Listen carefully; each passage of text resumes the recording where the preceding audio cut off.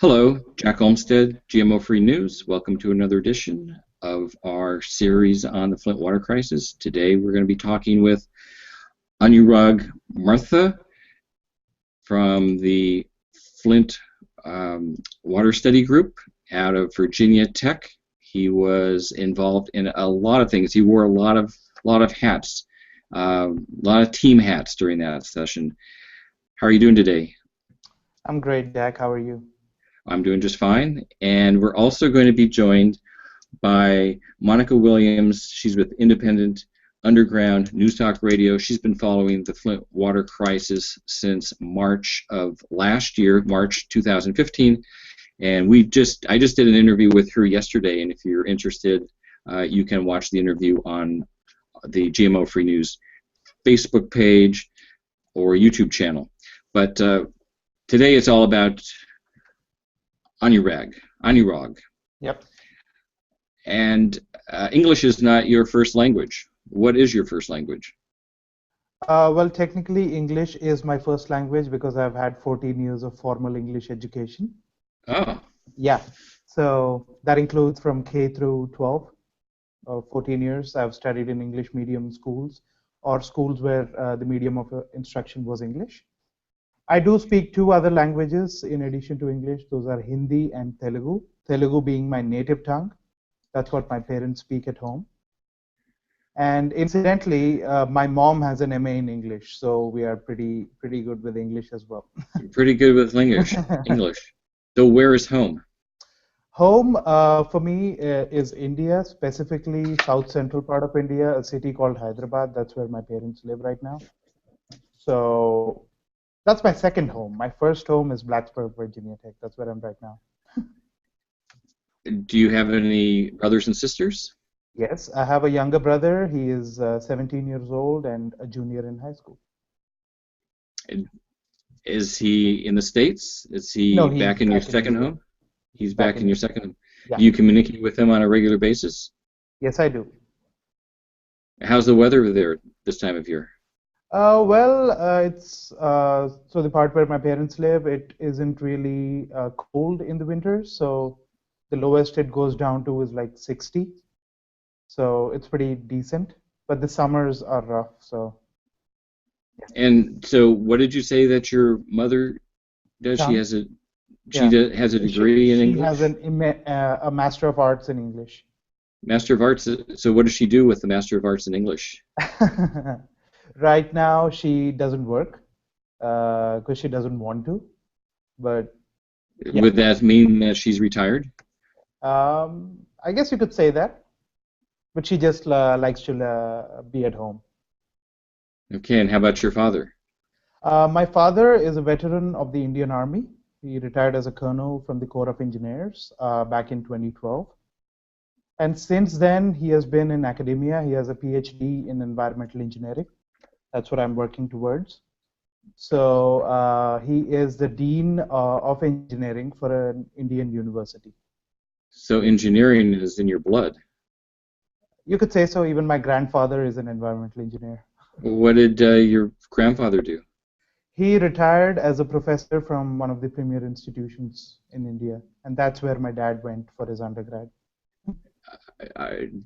Do you have aspirations of following in your grandfather and your father's footsteps to become a professor? Hopefully, if all goes to plan. And you like America? You like the States? Do you have any thoughts of returning to your second home? I haven't thought about it yet because I still have a long ways to go in my PhD. But it is a possibility that I would consider going back to India one day, or any other country. I don't really have a preference. I like it in Blacksburg, but Blacksburg tends to be a bad sample point for the rest of the U.S. From what I've seen. A bad sample point. That you're talking like a scientist now. It's not representative of the population. The How long point called Blacksburg. Yeah. How long have you been in Blacksburg? I've been here since July 2014, so it's been a little over a year and a half. And you've traveled we know, to Flint, Michigan. How does Flint, Michigan compare to Blacksburg? Apples to oranges. I mean, it's completely different, and I don't know. By now, everyone has a special relationship with Flint, Michigan, everyone on our team. So Flint has a special place in our hearts. I would I would love to go back there if I have a chance. So why don't we talk about the class that started this whole thing off? We're talking about the ethics class. Yes, it is Engineering Ethics and the Public. It is co-taught by Dr. Mark Edwards and Dr. Yana Lamrinidou. Dr. Edwards, of course, everyone knows. Dr. Yana Lamrinidou is an adjunct faculty member of Virginia Tech, and she lives in DC. She also runs a nonprofit called Parents for Non-Toxic Alternatives. And she has been instrumental in supporting Dr. Edwards' work in DC. And she continues to support us even with Flint. Can you give us a sense of the class? Yeah. It started August the 25th, and it ended on December the 1st, I believe, 2015. Well, yeah, first week of December, right about there. Yeah. Did the class make you a better listener? Definitely, that was one of the main focuses, one of the main focus points of the class. And I mean, I can see my listening skills have improved by a huge margin. And I can see it in my interpersonal relationships, even outside class, because the class is over now. And I've seen the positive effects of what listening can do in terms of your career, in terms of your interpersonal relationships. So yes, effectively, I have become a better listener. We know because of your blog, I've got it on the screen right here, that the class made you a better human being. Did it make you a better scientist? Better scientist, I'm still a long ways away from, I mean, I can't call myself a scientist yet. I'm working towards it. I would like to be one day, but I don't like to call myself a scientist. An engineer, maybe, because I have an undergrad in civil engineering. So. When you talk about where you're at right now, Blacksburg, as a data point, not representative of the complete United States experience. That's pretty. Talk about the experiment that you did with the $20 bill you found at a laundromat. That was pretty interesting. Well, I watch these YouTube videos where people do social experiments and see how others react. I mean, it's something I watch on a regular basis, and so from that and from trying to do something different for an ethics class blog, I was already thinking about trying to do something different for the class blog, and that's when I found the $20 bill in one of the machines, in the laundry room of my apartment complex. And from there, I mean, my first instinct obviously was to pocket it, like everyone else. But then. Well, you said you were going to pocket it and go home and order takeout and live high on the hog for a day. Yeah, live happily ever after. But that didn't happen. So instead, what I did was I found this as a good opportunity to see how others react. Although I didn't have it on record, I decided to put it on paper what other people did, and the results are out there. I mean, I was there for a few hours. It's been a while, so I don't actually remember the details. It's been a few days since this happened, so I don't remember the details. But yeah, the total number of people who saw the bill were 17. People who asked me if the bill was mine because I was the only other person in the room. 11 of those 17 people, and then I think it's 5 who gave me the bill when asked about it. So if what was essentially going on was that some of them right off the bat, they would look at me and be like, is this your bill? And then I would be like, oh yeah, sorry, I dropped it. It must have been mine. And then I would take it. Some people, they would look at the bill, they would be awkward and try to see if I'm looking at them, and then put it in their pocket, and they would try to walk away. And then I would ask him if then I would get up from my place and go to the machine and be like, was there any money in here? And then they would give it to me. But then there was one person in the end who walked away with the $20 bill denying its existence. So yeah, that's what essentially happened there. And this was completely impromptu. I mean, as I said, I was thinking about doing something different, but just the idea of finding that $20 bill gave me uh, an opportunity to do this. And So when the person pocketed the bill and yeah. walked away, was Mhm. that the end of your experiment? Yes, because I didn't have I didn't have any more cash on me. I don't usually keep cash on me. So if that one person that showed up and pocketed the bill, he was Hmm. the very first person, that would have been the end of the experiment, right? Yeah. You Okay. wouldn't have like been throwing your money out there to find out how many people were going to take the bill. No, I guess I just got lucky. So your experiment was you were going to continue to put that money out until somebody actually took it. You knew somebody was going to take it. You knew somebody, be human Yeah. nature being what it was, somebody was going to pocket the money and walk away with it. They're going to lie to you. Yeah. Basically, you were trying to find out what How long ethical, it would moral take. fiber, how long it would take for you to find that one person that would lie, that would take Yeah. the money and lie. Yes. So how would you equate that to what happened in Flint? Well, so essentially, Flint boils down to a case of indifference towards the public and lack of empathy. This is what the ethics class tries to teach us in a way. And it's also about being a nonconformist, because there is this culture of corruption in all these various agencies involved. I'm sure you've had this discussion with Sid before, but it essentially is the same thing, that they don't care about the public. All they care about is their image. And that lack of empathy boils down to a crisis like Flint. I mean, it could have been stopped a long, long time ago when GM, sorry, decided that they weren't going to use Flint River water. That should have been the first indication, and so many lives would have been saved. When I say lives would have been saved, I don't mean that somebody was killed from this, but lives were affected in a very damaging sort of way. I've got your ethics card up here. Yeah.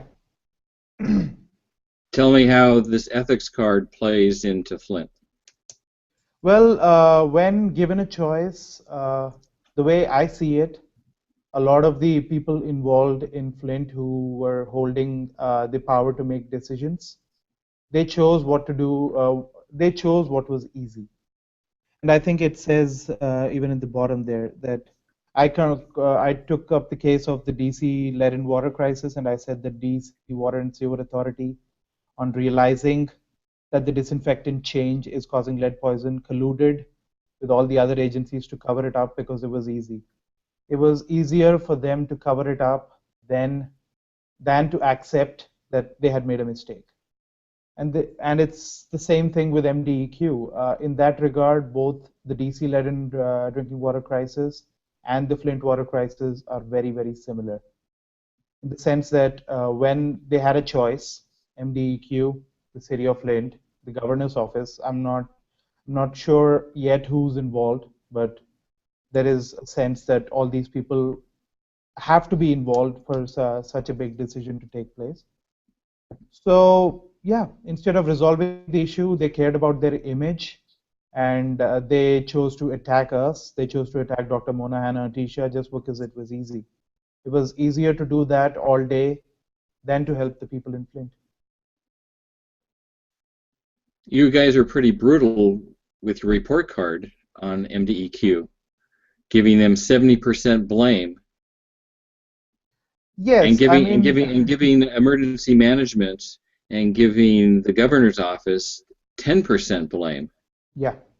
Was there any discussion in terms of that number is too low for emergency management, that they allowed that culture to happen? And how did that report card come to be? Was there discussion within the team, and was there a consensus with all the team members that they all agreed to that? Like, did you have like a secret ballot and people like wrote down what they felt deserved the blame? So what essentially happened was Sid came up based on his own experience. He came up with a graph which had these positive and negative bar charts, and he said, "This is what I've come up with," and the numbers were very different from what they were in the final presentation. So if you want, I can share that with you and pull it up Yeah, to we find can it. go launch right into your PowerPoint. How's that? Nice All segue. right. Yeah, that's fine. So I'm going to share my screen right now and share just the. And Monica, if you have any questions, jump right in. I don't want to monopolize the discussion here. Yeah, because I know I'm going to have to be going shortly. The only question I have is, how did they come up with the statistical, I guess you could say, percentage that the governor and emergency managers only had 10% blame? I would be very interested in knowing that. He's going to Arbitrary explain. numbers from the experience of everyone involved in Flint. That is the short answer. Okay. But the long answer is there is a small story to this. So let me go to Okay. this where oh yeah, it's way down the line in the presentation. So let me just quickly find that slide for you.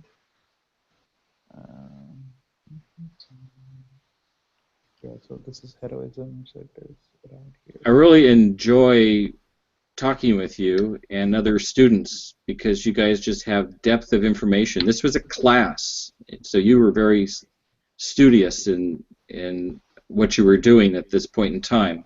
So let me clarify that only Christina and I from the Flint Water Study team were actively involved in the class at that time, while Flint was while we were working on the Flint water crisis. Sid was working as the teaching assistant for the class, so he was grading all our work with the help of Dr. Edwards, and he was essentially assisting Dr. Edwards. So this class had been changed a little bit. The focus of this class, earlier it used to be just DC and the ethical theories and learning to listen and all those focal points of the class. Can you just stop there and tell us Yeah. about DC a little bit? When you say DC, Okay. for So, people that don't know what you mean when you say DC, what yes. what is DC? Yes. So what essentially happened was from 2001 to 2004, hundreds, if not thousands, of kids in Washington, D.C. were lead poisoned by which was a result of a decision by the DC Water and Sewer Authority to change the disinfectant. So the disinfectant is essentially what you add at the end of a water treatment plant to make sure that all the pathogens are killed. All the pathogens are killed in the water, and the water is safe to drink from a biological standpoint. So they changed from chlorine or free chlorine, which was put into water in gaseous form, to chloramine. Chloramine essentially is when you add ammonia with chlorine gas. So what that did was once they changed, they realized that the chlorine was what was keeping the lead out of the water.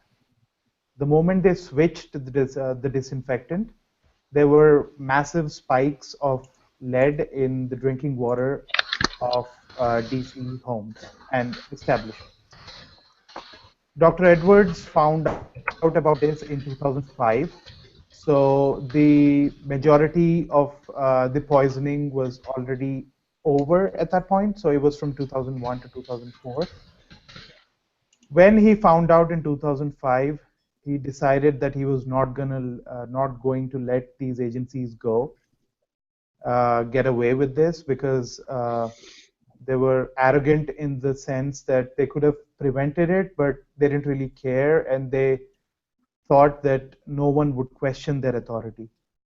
So DC Water and Sewer Authority, DC Department of Health, the CDC, the EPA, the Environmental Protection Agency, the Center for Disease Control and Prevention, all these agencies were involved. So the crisis in DC is still not over, in the sense that Dr. Edwards and a few other individuals are still fighting to prove their point that hundreds, if not thousands, of kids in DC were poisoned. Moreover, Dr. Edwards always likes to point out that the final verdict from DC was that 5 heroic whistleblowers. I wouldn't like to name them at this point because I can't do it justice. I know the names of only 3 of them. So I'll just say that 5 heroic individuals from these agencies who tried to blow the whistle were fired, and they lost their job. Everyone who was responsible for it is has still kept their job. They won awards for public service and preventing a massive panic in DC once residents found out by misleading the public. And Dr. Edwards has spent at least the last 11 years, 2016 makes it 11 years of his life on just fighting for what was right and fighting for what he believed in. And he promised himself after DC that he wouldn't let another child be poisoned by the wrongdoing of government agencies. And the next time he had a chance to do it, and the next time he went all in, was for Flint, when Leanne Walters contacted him early April of 2015. So anyone who is a part of Edwards' group here at Virginia Tech knows what happened in DC to some extent. We are all deeply, we at least can see what the man has gone through over the years. I mean, you talk to old ex-students of this group, and I, for one, was genuinely interested in knowing what happened in DC even before I took the ethics class. So that's just how I am, and that's because I hold Dr. Mark Edwards in high regard. So I'm just fascinated by his courage and his steadfast dedication. So that was that was the shortest I could do to explain to you what happened in DC. Would you like me to elaborate a little more, or should we? Yeah, I think we were going for the report card. Yes. So I have it pulled up here. I think you can see it. All I see is the Flint Water Study logo. Oh, wait. Oh, okay. Do you see it now? Yes. Do you see? But you can't see the numbers because. Yes. Here, I can't see the numbers. What I will do is I'll do screen share for my whole screen so that you will be able to. Now you should be able to see the numbers when I put on presenter view. Can you see it? Yes. Now? Are the numbers coming up? Okay, yes, they are slowly popping up. Here they come. Yeah, there we go. Those are all the numbers. So the story to this is Sid had come up with a bar chart. I think it was the day before, or no, it was the day of the presentation at Virginia Tech, and we were doing a rehearsal in the morning, and Sid had a bar chart that assigned blame based on his experience, based on Dr. Edwards' experience, and we all agreed in what he had over there. But the problem with that was that somehow the numbers and the percentage values that he came up with didn't add up to 100. So Dr. Edwards said that we are going to present to a room full of engineers and scientists, and they are not going to believe a word we say if the numbers on this chart don't add up to 100. So, so what he essentially did was take over from there, and he drew this table that you can see on your screen right now on a blackboard in that room. And he wrote all the major parties involved, their names, and then we finally came up with numbers based on consensus. So again, these were arbitrary percentage values out of personal experience of everyone. And all of the members on our team were in agreement that MDEQ should get most of the blame. I mean, the numbers themselves are finer details, but some of us did agree that the emergency manager should have had a more portion of the blame than just 10%. Well, I was surprised to see that emergency managers has the same amount of blame associated as the EPA. Yes. Describe the EPA numbers, because you come in with a negative 50 and then you give it a positive 60 and then you get 10%. What does that mean? So what I'm gonna do is explain the whole table to you so that it's easier to understand. MDEQ, they essentially had 100% of the blame, right? They were completely responsible for what happened in Flint in the way that it was their decision to not use corrosion control. It was their decision to let the children in Flint be poisoned while they keep attacking all of our work, all of the work that others were putting out against what they were trying to say. It was their decision in stalling any effort made to reconnect back to Detroit water. They were in this all along, so they were responsible. Didn't they also fudge the numbers?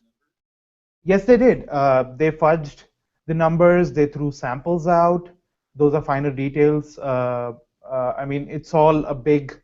I mean, I look at it holistically, so I don't really go into the finer details, and I don't worry myself too much. I just take the gist of what happened. But here's the thing: if they had faked that they cared about the people in Flint, they would have gotten away with it. It would have taken us 10, 15, 20 years to prove that there was massive amounts of wrongdoing in Flint, and these agencies were directly involved. So the way this turned out to be beneficial for us was that, excuse me, sorry. It was beneficial for us because they were arrogant enough to not even bother to say that they care for the residents of Flint and they're actually working to help them. So it turned out that they were so bad that they were actually good in our cause. So that's why we took off 30% of the blame from them, just because of their arrogance and the stupidity of the comments they were making in the media.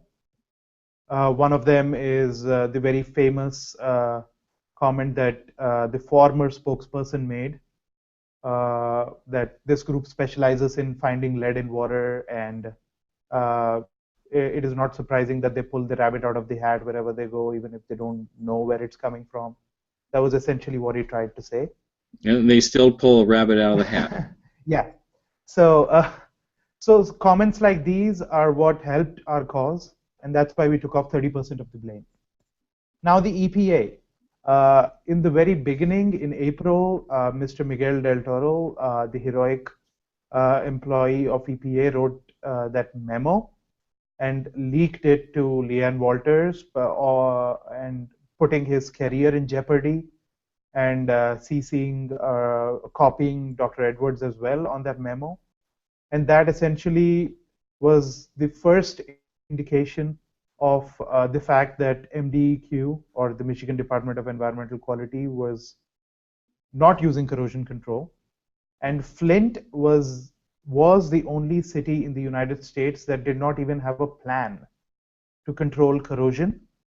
And on top of it, they were running extremely corrosive water through their pipes. So it was that memo that brought everything out in the open. and that was a starting point for the investigations of a lot of groups involved. But then here's the thing: he takes down the EPA's blame to -50 just because of his heroic actions. But then his boss, who recently resigned, the region chief of EPA Region 5, his boss then made comments that then essentially uh, asked him to stop talking to residents of Flint and to Dr. Edwards and to anyone about Flint, and no one was supposed to talk to him about Flint as well. She essentially got him off the Flint water crisis. And that's why they get 60% of the blame, because they tried to cover it up. They tried to delay the final memo. I mean, there was nothing to cover up because it was already out in the open. So they disputed everything that he said, everything that Mr. Del Toro said, and that's why they get 60% of the blame. So -50 plus 60, the net is that they have 10% of the blame. So the -50 is for one individual, and that's Miguel de Toro. Yes, but he is still affiliated with the EPA, so it goes to the EPA. I have a quick question because I'm about to jump off the call very soon. Okay, so I see you have the emergency managers here, and you have the City of Flint Health Department. I guess also with ethics, right, Yes. comes into play leadership, because you cannot be a servant leader or even try and have transformational leadership, which should always come from the top down, without ethics. So when we're looking at the top down, we're looking at the governor, we're looking at the emergency managers. And it's obvious that once they did know, even though despite the actions of the MDEQ and the EPA, they did not immediately take action, because it took them, even if a best guesstimate, another 8 months in order to, remove Flint from the the Flint water system, and then another, if I have it correct, couple months to acknowledge any type of, I guess you say, wrongdoing in the whole incident about the Flint water system and also the toxic water levels. So looking at it from a servant leadership or transformable leadership basis, and that should have ethics included, I guess I'm a little bit confused on why it is that the emergency managers nor the governor don't have any more ethical blame on this matter. So let's look at it this way. I mean, I'll not go into the finer details, but essentially what happened here was that MDEQ or the scientists and engineers working for MDEQ were the experts. Those were the people, the governor's office, the mayor of Flint, the former mayor of Flint, Dane Walling's office, the city administrator's office. Those were the people they contacted to to take advice on this issue. I mean, we were putting out our results, and we were saying that there is a serious lead in drinking water problem in Flint. I mean, you cannot blame the political appointees to trust the experts. So it boils down to the experts who decided that it was easier for them to not do their job and to attack us. I mean, even the former spokesperson, Brad Werfel, was being advised by the same scientists and engineers who were deeply involved in covering this all, in trying to cover it all up. I mean, thankfully it wasn't covered up, but yeah. So it is again the scientists and engineers who are working for the state, who people don't trust anymore. But the government has no choice but to trust those people, because they are being paid to protect the public on the behalf of the government of Michigan. And okay, one follow-up. I have one follow-up question. Do you believe, based on your research and research with the Flint Water Study Group, that the emergency managers and the governor who are the leaders have, I know you said here 10% net ethical responsibility for the emergency managers. Yeah. Do you think the governor has any ethical responsibility? Okay, so this is a completely personal opinion, not the opinion of the team. What I think personally is that it all becomes a case of should have, could have, in the way that once the governor found out, or they should have had the basic common sense to figure out that MDEQ wasn't telling them the truth, or the governor just didn't know. I mean, you never know how far up this went.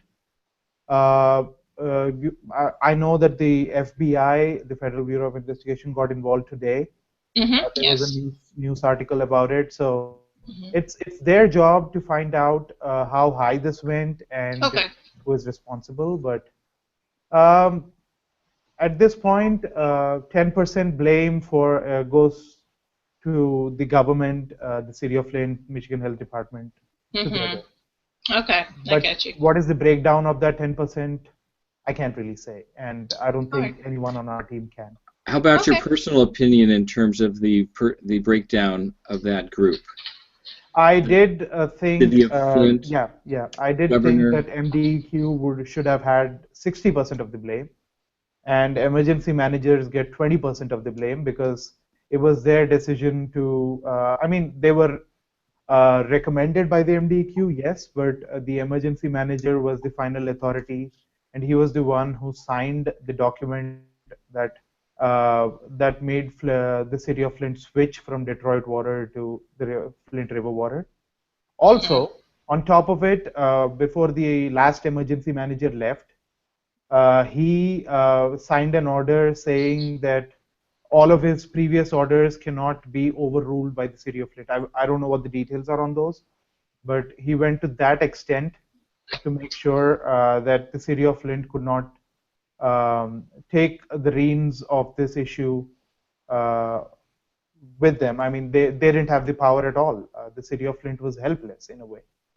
So I have a follow-up question to that. Yeah, go ahead. So if that's true because your study proves that the emergency manager, I'm assuming that's either Kurtz or Early, one of them, because Kurtz actually signed the order and then Early actually did the follow-up after that. So if they basically said the city government cannot overrule that decision, do I guess that emergency manager, whoever, I'm believing it's Early, do you believe, in a personal opinion, that he shares any extended personal blame or ethical blame for what happened in Flint? Because the city government couldn't even overrule his decision if they wanted to. Well, yeah, so that's why I said the emergency managers together would, I thought they should get 20% of the blame instead of 10. Okay. Again, what is the breakdown of that 20%? Again, these are all arbitrary numbers, but you do get the point in the sense that it was their office, which was again put into place by the governor of the state that made these decisions, and the state, in a way, had no option but to go through and follow up on those orders and to stick with what the emergency managers decided, because it was they who put them in place on the government's behalf. Okay, thank you. Well, I know I have to jump off, Jack, and I appreciate the PhD student's time. Thank you for answering my questions. I definitely appreciate it, and I'm sure you guys will have a very interesting and thought-provoking discussion from here. Well, thank you for having me. And thanks, Monica. Yeah, okay. Have a good day. Yeah. Bye. Bye.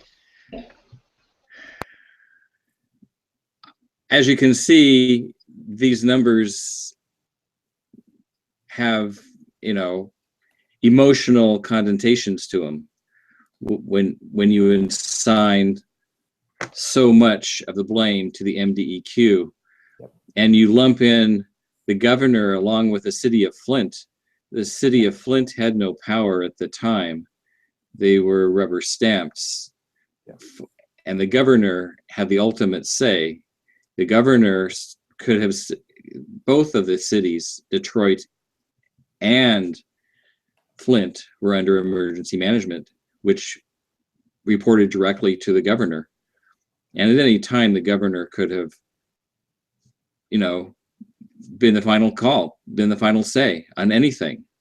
He oversaw all of their decisions. That's the way it was set up. Yeah. He was the ultimate decider, and it doesn't matter if they acted by themselves or alone, he could overrule them at any time. He was the supreme decider in this event. Yes. So I was really surprised that you lumped the governor in with a rubber stamp, which is the city of Flint, that had no power. The person that had all the power in this, with the group that had their power taken away from them by the supreme decider. Yeah. Well, all I would like to say about that is, again, these are all finer details. The point we were trying to prove was that MDEQ shared most of the blame, and MDEQ is responsible, essentially. And all the other agencies didn't have the agencies, offices, office of the governor. All of these people are combined together are less responsible for this than the MDEQ. But they aren't the leaders. The leader of the bunch I know. is the emergency manager and the governor. They are the ones that. But these leaders are advised by experts who are in the Michigan Department of Environmental Quality. But you guys were experts, and you were saying that their numbers were wrong, and you continue to hammer on them. These leaders hard way, but these leaders decided to take their numbers as opposed to your numbers early on, in September. They were trusting their own agency to do the right thing, and I mean, any system of governance, any system of any community cannot survive without some amount of trust. Trust is what keeps the system running. I mean, you drive on the road, you trust that the other drivers would be accommodating, and they trust that you will be accommodating, and we all try to be safe on the roads.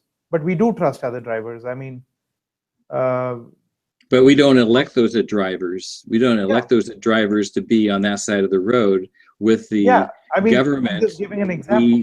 We elect these people to protect the community, because without them, trust someone. And in the beginning, the question is, are the leaders honest? Will they make the right decision? They are politicians, and as a result of their very nature, they don't always lean on the side of truth.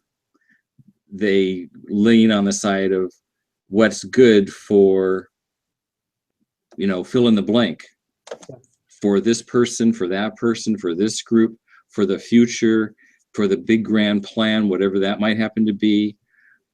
The trust, the truth, the truthiness is a commodity to these leaders when you hold them responsible for their actions. Anyway, I don't want to hit this nail on the head too much. Why don't we get to your presentation before we have to leave? We've already killed, about 50 minutes. When do you have to leave? When do you turn into a pumpkin? Well, I actually have to leave at this very moment, but you have to leave at this very moment. Okay, so when do we have? I promised 3 p.m. So I'm sorry, but I can't give this more time. But I have to get back to being a grad student. So when can we have you back, or when can we have another team member back? Another team member, I'm actually meeting some of them at 4 p.m. today. So I can ask them if any of them want to do this, and if they say yes, I will be happy to forward their contact. Me being back on this again, I think I can email you about this maybe next week because uh, so what essentially happened is the day before our talk, I had come back from India. I was out there for a month. Oh, you were. So yeah, I'm still trying to get back into my routine and uh, all of this which is happening, the media frenzy with Flint and the work we are doing in the lab and my own research. It's a little bit tough. So When you yeah, went home, yeah, were your parents proud of you? yes, they were. I Did mean, were you treated as a superstar in your community at not all? really, Did they because know? I have asked my mom and my dad to not share what I'm doing here with anyone else apart from the people that they trust. Yeah. I mean, I don't want publicity. I don't want to be treated as a celebrity. I mean, But you're a role I, model. You're a great role model for young people that want to do what you do, well, I to hope choose an so. ethical course. I hope that is true, and I will try to live up to that. But there are people who had a much bigger contribution. Dr. Edwards, even Sid. Dr. Edwards and Sid together have spent more time than all of us combined. So, I mean, they are the role models for all of us, and we But it was just, their class. yeah, They had and themselves in and the even position of leadership. Dr. Lambrinidu, who came and taught us one class about the lead and copper rule, and which is a whole new point of discussion in itself about the lead and copper rule that the EPA is supposed to enforce. So, I mean, even that lady, she is.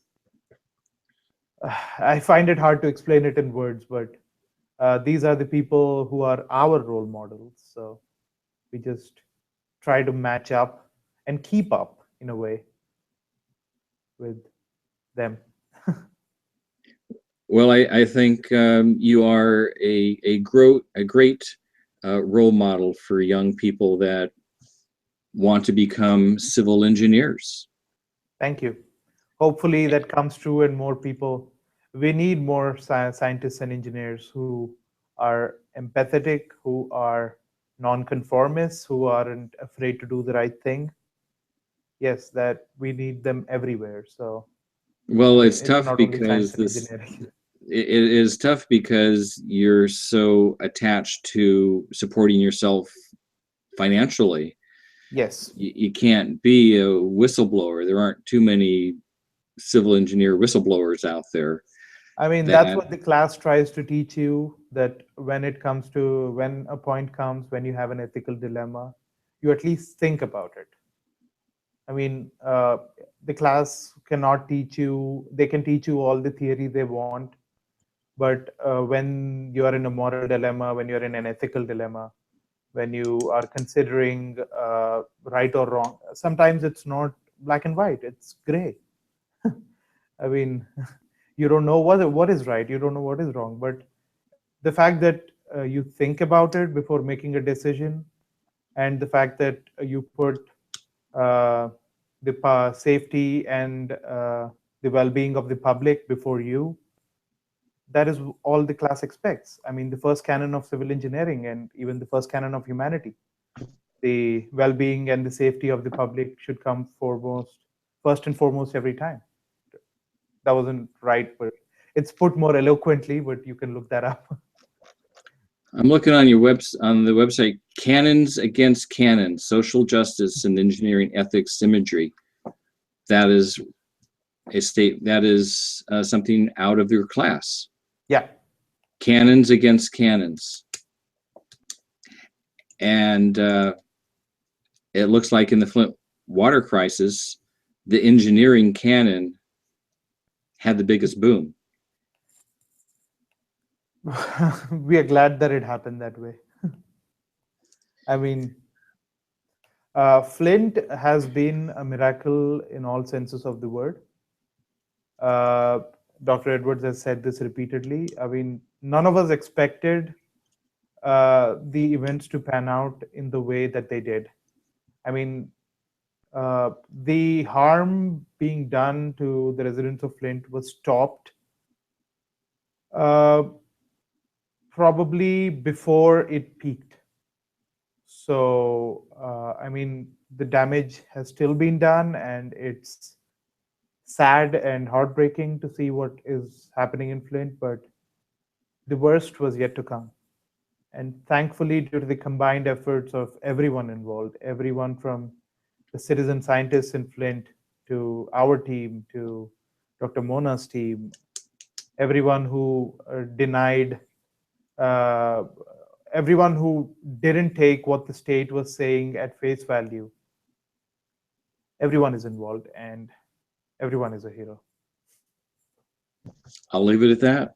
Yep. Thanks so much for spending a little bit of your time with us today. It's been a pleasure, and thank you. Anurag. Yep, you got that right. Anurag. Yep. Stay on. Don't go off. I want to talk to you off in the green room. Thanks so much for tuning in, and we'll see you tomorrow, actually, when we broadcast live from the Senate hearing in Washington, D.C. Dr. Mark Edwards, Leanne Walters, the EPA scientist Miguel del Toro will be speaking in front of a Senate hearing tomorrow at 9 a.m. Eastern Standard Time, and we'll be there doing a live stream. Thanks so much. We'll see you tomorrow. Bye.